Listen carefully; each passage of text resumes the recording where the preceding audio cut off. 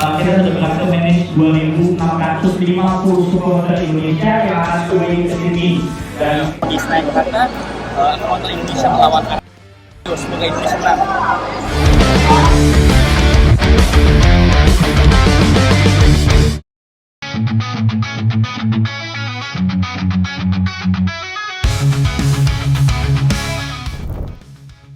Selain PSSI, jajaran pelatih dan juga pemain, Fansu juga pastinya nggak mau ketinggalan mempersiapkan diri untuk menyambut laga di bulan Maret nanti.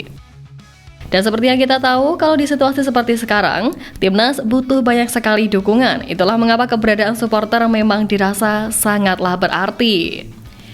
Yap, supporter Indonesia khususnya yang ada di Australia benar-benar siap memberikan dukungan semaksimal mungkin dan pastikan bakal mencuri motivasi tambahan bagi para punggawa Garuda di laga mendatang. Timnas Indonesia versus Australia dijadwalkan saling berhadapan di Sydney Football Stadium yang diketahui berkapasitas 42.500 penonton. Diketahui pendukung Timnas Indonesia akan ditempatkan di tribun bagian selatan stadion, di mana para supporter Garuda juga sudah diminta untuk tidak membeli tiket tribun utara yang bakal diisi fans tuan rumah. Ya, meski demikian, tagar Sydney kandang Garuda bahkan cukup ramai jelang laga Timnas Indonesia versus Australia.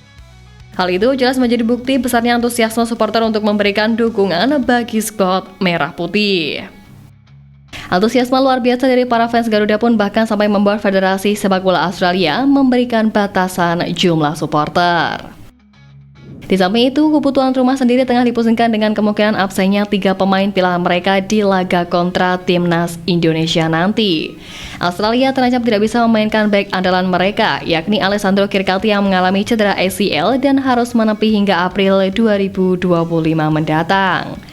Kemudian 2 nama lain yakni Kuseni Yengi harus absen karena cedera lutut, sementara Harry Sauter mengalami cedera parah pada bagian tendon Achilles.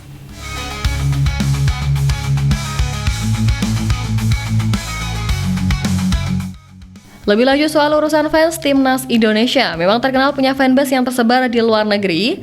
Bahkan bisa dibilang mau dimanapun Timnas bermain, pasti akan selalu ada supporter yang mengiringi.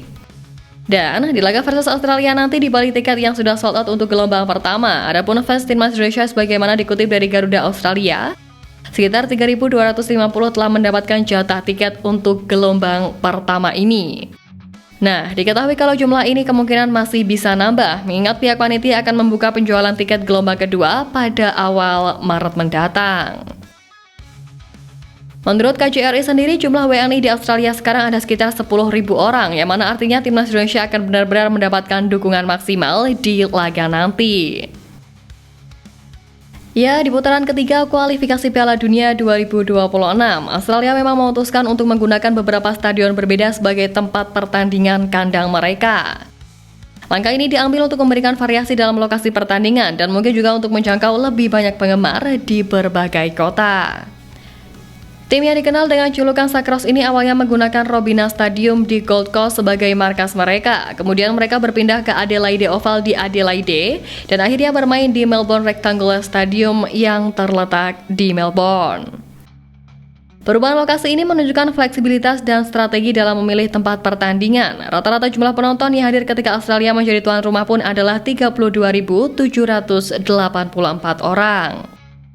Angka tertinggi tercatat sebanyak 46.219 penonton yang terjadi saat Australia meraih kemenangan 3-1 melawan Timnas Cina pada bulan Oktober lalu.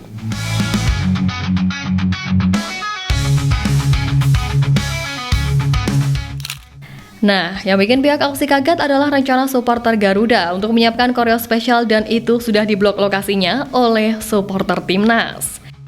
Menurut Ketua Garuda Australia Osvaldo Giovan, segala hal yang dibutuhkan untuk mendukung Garuda berjuang meraih poin di Australia sudah disiapkan. Mulai dari koordinasi sampai perizinan pun juga sudah dikirim ke pihak Federasi Sepak Bola Australia. Intinya, supporter akan melakukan apapun demi bisa membakar semangat pemain Timnas Indonesia. Apalagi di laga tersebut akan menjadi debut bagi Ole Romani, sehingga diharapkan Ole langsung bisa memberikan kontribusi maksimal untuk tim Garuda. Ya, berkaca dari itu adalah hal yang dirasa umum terjadi bila melihat kiprah supporter timnas di luar negeri. Dan tentu saja Australia harus berkaca dari apa yang ada di laga Indonesia versus Arab Saudi di Jeddah, ataupun ketika Indonesia main di Piala Asia. Meskipun statusnya tim tamu tapi kelihatan jelas, malah Indonesia yang kayak tuan rumah karena supporternya yang lebih ramai. Sehingga wajar jika tim Garuda dipastikan enggak akan jiper ketika main di Sydney nanti. Terlebih komposisi squad yang ada baik dari pemain ataupun pelatih udah berbeda dari saat laga pertama di GBK. Ya, terlepas dari apapun, pokoknya segala dukungan maksimal udah diberikan dan semoga pasukan Garuda yang bertanding bisa bermain dengan baik untuk kemudian meraih hasil yang diharapkan. Nggak perlu jiper sama intimidasi atau sewa dari tuan rumah karena sejatinya kalian itu nggak sendiri. Lagi pula bukannya gimana-gimana, Australia memang terbilang tim hebat di Asia, tapi ingat, mereka bukanlah tim seperti Brazil, Argentina, Belanda, Jerman, Italia, Spanyol, atau Portugal yang levelnya udah top class. Terbukti dari 6 pertandingan yang udah dijalani mereka cuma dapat 7 poin, yang mana itu cuma unggul 1 poin dari kita, sehingga artinya Australia juga nggak hebat-hebat amat. Ya bukannya sombong, tapi faktanya memang gitu. Intinya pulang dapat 3 poin itu sangat mungkin terjadi asalkan semua game plan berjalan lancar, alias nggak ada hal-hal di luar skenario seperti penalti, kartu merah, dan lain-lain.